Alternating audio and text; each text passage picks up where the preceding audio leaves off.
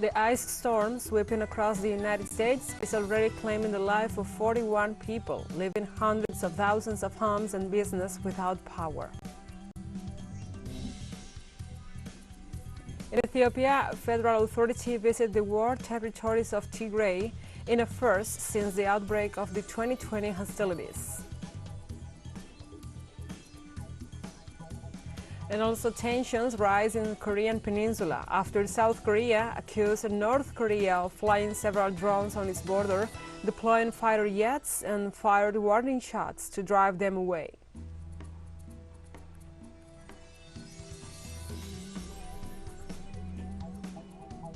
From the headquarters of TeleSUR English in Havana, Cuba, this is From the South. I'm your anchor, Gladys Quesada.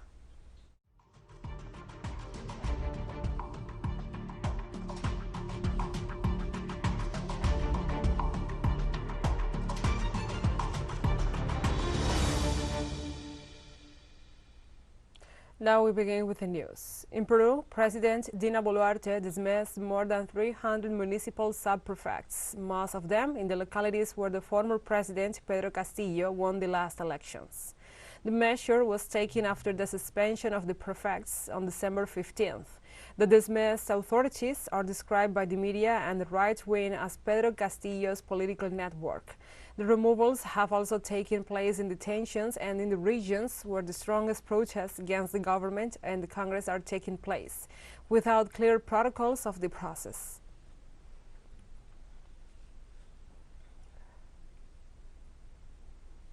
In Brazil, the incoming Minister of Justice, Flávio Dino, assures that the inauguration of the president-elect, Luiz Inácio Lula da Silva, will take place in peace, but the security of the head of state will be reinforced. This has been decided given the alert generated in Brazil, where a business person member of the Bolsonarista groups planned a bomb attack. The federal police perceive the real risks for President Lula da Silva, and on the scale for rising threats, he occupies the highest indicator. After learning of the arrest of George Washington de Oliveira, the Bolsonarista business person responsible for the bomb defused in Brasilia, Lula called on his militants to avoid violence in the streets.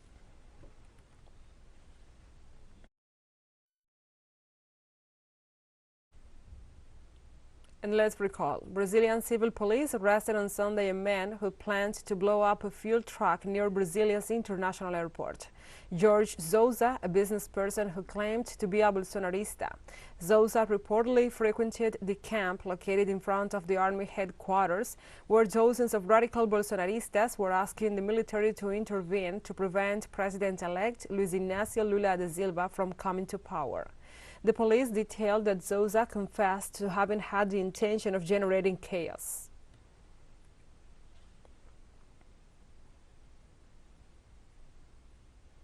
On Monday, the Constitution Committee of the Chilean Senate will analyze the bill that enables the constitute process for the drafting of a new constitution to replace the one in force since the dictatorship of Augusto Pinochet. The president of the board of directors of the Electoral Service, André Tagle, and the Minister of Secretary General of the Presidency, Ana Lia Uriarte, will participate in the process, and it is expected a quick procedure, so they hope to introduce major modifications to the project. Last December the 12th, it was agreed by the political blocs a constitutional council will be created, composed of 50 members elected by popular and mandatory vote, with an equal number of women and men, and will have indigenous seats. The final draft of the new constitution must be submitted to a new popular consultation with a mandatory vote.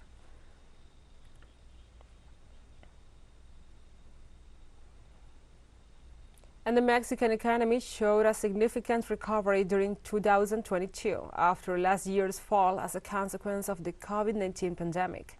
Macroeconomic indicators remain stable. However, in the streets, citizens still have concerns about the future regarding the global situation. From Mexico City, our correspondent Eduardo Martinez with the following report. According to estimates by the Economic Commission for Latin America and the Caribbean, the Mexican economy will close 2022 with a 3% growth approximately. However, consumers believe that they should be cautious regarding the global situation. As the whole world is having lots of problems in terms of money, investment, production, oil, Mexico is having the same impact. Sincerely, everything is on the rise. Omelets, beans, bread, etc. Vegetables, everything is on the rise. The consumer price index stood at 7.8% in November, still above the central bank's target of 3%, but below other similar and even larger economies. Mexico stayed in a very positive inflationary range compared to other countries such as Colombia, even Peru. Let's not talk about Argentina because it is a very special case, Brazil, or even the United States. We have a lower inflation and the major component is the energy prices control. According to official estimates, if the fuel subsidy had been eliminated, inflation in Mexico would have reached double digits, amounting to 14%. We have to save money, because as far as we are concerned, we will continue to maintain the anti-inflationary plan. We are constantly striving to ensure that prices do not increase and that there is no shortage. López Obrador announced that by 2023, the policy benefits for those who have the least will be maintained.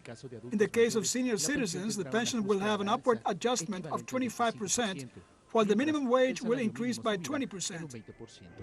Eduardo Martínez, TeleSUR, Ciudad de México.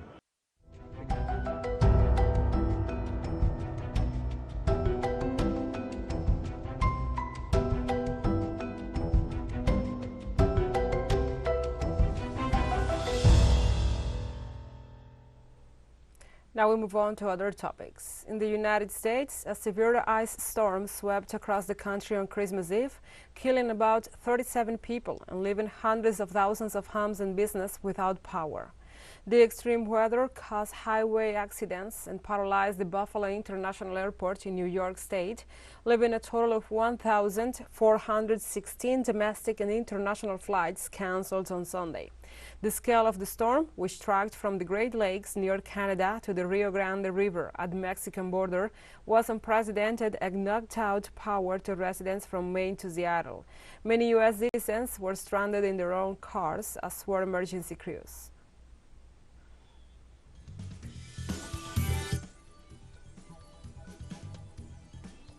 Let's take a short break, but first, remember you can follow us on our TikTok account at TeleSUR English, in which you will be able to see news in different formats, news updates and more. Other stories coming up, stay with us.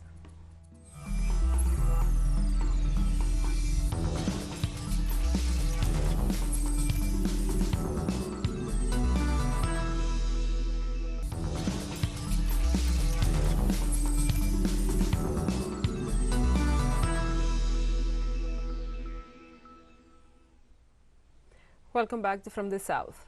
On Monday, Russian President Vladimir Putin met with 8 leaders of the Commonwealth of Independent States, the CIS, in the city of St. Petersburg for an unofficial meeting called by the Russian leader. The meeting was attended by the presidents of Belarus, Alexander Lukashenko, Azerbaijan, Kazakhstan, Kassym-Jomart Tokayev of Tajikistan, Emomali Rahmon, Turkmenistan, Sidar Brandimon-Kedo, and Uzbekistan, Savat Mirzoyev, and also the Prime Minister of Armenia, Nikol Pashinyan. Russian Defense Minister Sergei Shoigu said a few weeks ago the countries of the Shanghai Cooperation Organization, the SCO, and the CIS agreed to intensify military exchanges. He also said that the participants in the meeting recognized the need to improve the mechanism of security-related information exchange, as well as to hold regular operational and combat training exercises.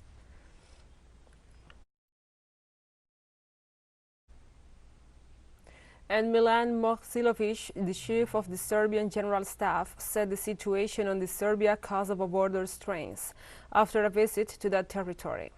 The military commander pointed out that after a meeting with President Alexander Vučić, he went to the town of Raška, about 10 kilometers from the border with Kosovo. He arrived there, according to his own words, with precise and clear tasks assigned to the Serbian armed forces, which will be carried out in full extent. The chief of the General Staff assured that the complex situation requires the presence of the army for a long period of time, the administrative line of the Serbian state.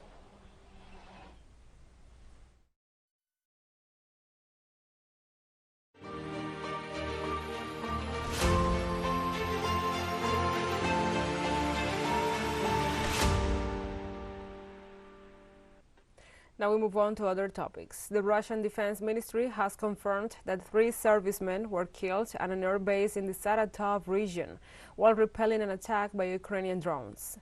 In the vicinity of the airfield, located some 850 kilometers southeast of the country's capital, Moscow, Russian forces shot down a low-flying Ukrainian drone. The falling wreckage fatally injured the uniformed man. The region's governor, Roman Busargin, confirmed that no citizens or property were affected by the attack and that all warning systems in the region are functioning normally, adding that the population is safe from any threat.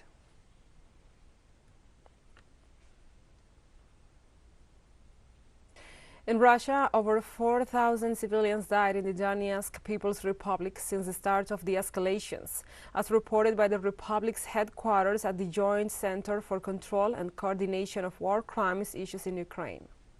According to local media, in the 132 days of the conflict escalation, a total of 4,400 civilians, including 132 children, were killed and another 3,956 people were injured, including 249 children. In addition, 13,927 attacks were recorded, of which 13,596 involved the use of heavy weapons. Also, local media reports more than 91,000 different caliber munitions were launched, including 32 Toksha-U missiles, 149 HIMARS missiles, 255 Eurogun missiles, and 12,281 Grad missiles, as well as 16,444 155mm missiles.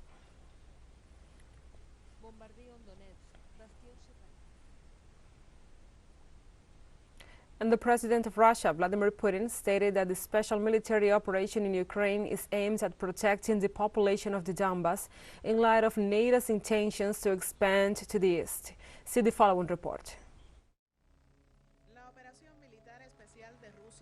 According to President Vladimir Putin, Russia's special military operation in Ukraine that began on 24 February last was a necessary action in defense of the population of Donbas.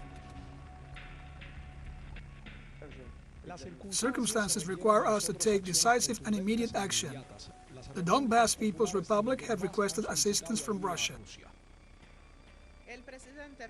Russian President announced a special military operation to free the Donbas region from Kiev-sponsored attacks.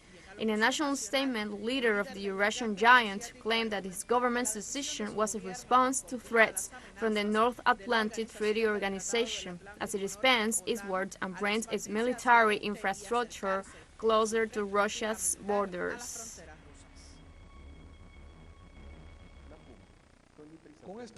With this decision, we are replying to the fundamental threats that year after year, step by step, rudely and without ceremony, are created by irresponsible politicians in the West regarding our country.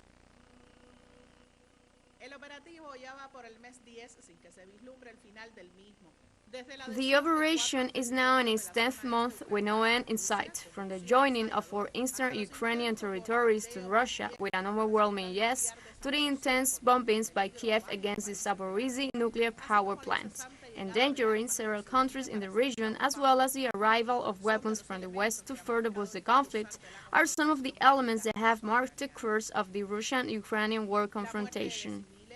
The death of civilians and terrorist attacks have not been long in coming, and in light of this, the Russian army, using high-precision weapons, has attacked the military and energy infrastructure of the opposition. while on the last days of 2022, Kiev started the most bloody bombing against the city of Donetsk. But in addition to the endless conflict, there is another battle of no lesser importance, the economic one, where Moscow is currently the most affected country in the world with more than 10,000 financial actions against it. Something that has become a boomerang effect for the European Union, which is currently dealing with an energy crisis that is putting its citizens on edge.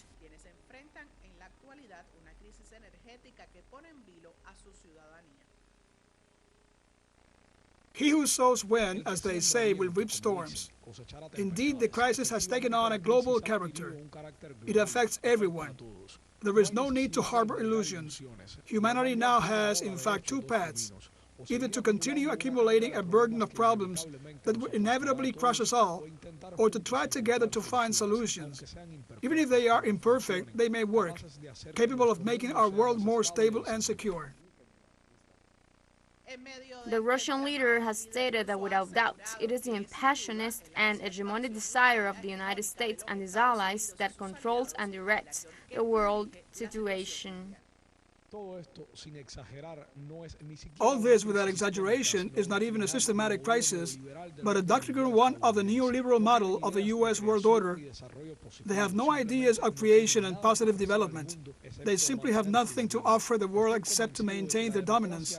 I'm convinced that real democracy in a multipolar world implies, above all, the possibility for any nation, any society, any civilization to choose its own path, its own social-political system. The situation between Russia and Ukraine has moved up the world, including some politicians crossing their fingers for the end of the conflict, although others, especially those linked to Washington, are advocating that Kiev does not negotiate with Moscow. And we have more news coming up after a final short break, so stay with us.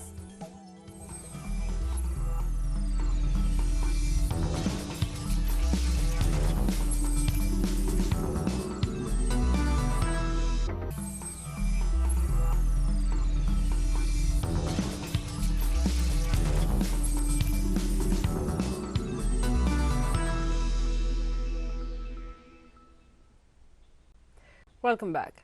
In Ethiopia on Monday, for the first time since the outbreak of the 2020 hostilities in Tigray, a federal authority visits the war-torn territory in Ethiopia.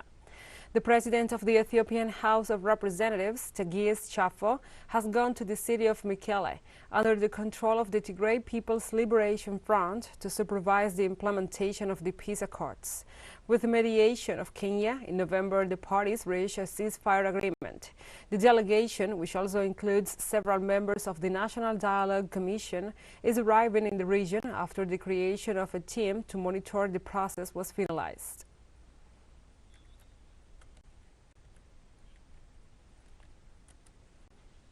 United Nations Children's Fund, UNICEF, reports that more than 20 million children are at risk of famine and severe disease in the Horn of Africa due to the devastation caused by climate change and the conflict in Ukraine. Liek Van Wee, UNICEF's regional director, warns that despite efforts, they have not been able to mitigate the most severe drought in 2 generations.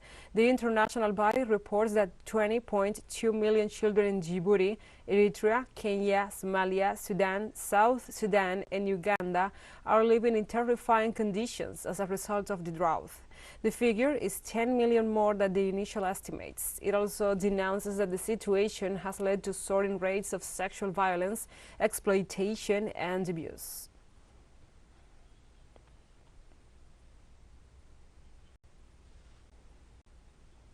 In Iran, the Corps of the Guardians of the Islamic Revolution in Kerman province, southwest Iran, has reported the capture of 7 leaders of a foreign subversive network operating under United Kingdom directives.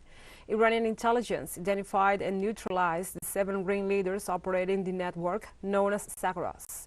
According to the investigations, the individuals were active inside and outside the country, leading subversive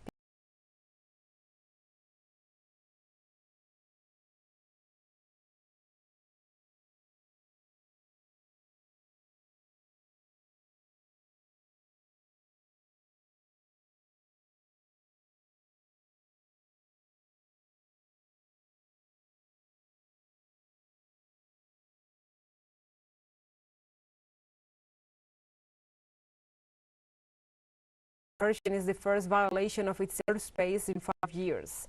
The South Korean military claims it detected 5 North Korean drones crossing the border, one of which made it as far north as the South Korean capital, South Korea's Joint Chiefs of Staff said.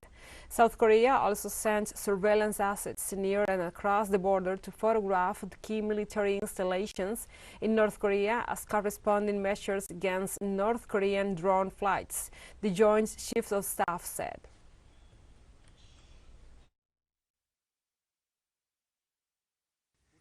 The South Korean military detected unidentified targets believed to be North Korean drones in Gyeonggi province this morning and 2 responsive actions. This is a clear provocation by North Korea violating South Korean airspace. The North Korean drones are small drones of 2 meters close or smaller, and one of the drones flew to the northern part of the metropolitan area and the other 4 flew around Gangwado area. The South Korean military immediately responded in self-defense. And we have come to the end of this news brief. But remember, you can find this and many other stories on our website at telesurenglish.net. And also, if you feel so inclined, please join us on social media for all the latest news. We are on Facebook, Twitter, Instagram, Telegram, and TikTok. For TeleSUR English, I'm your anchor, Gladys Quesada. Thank you for watching.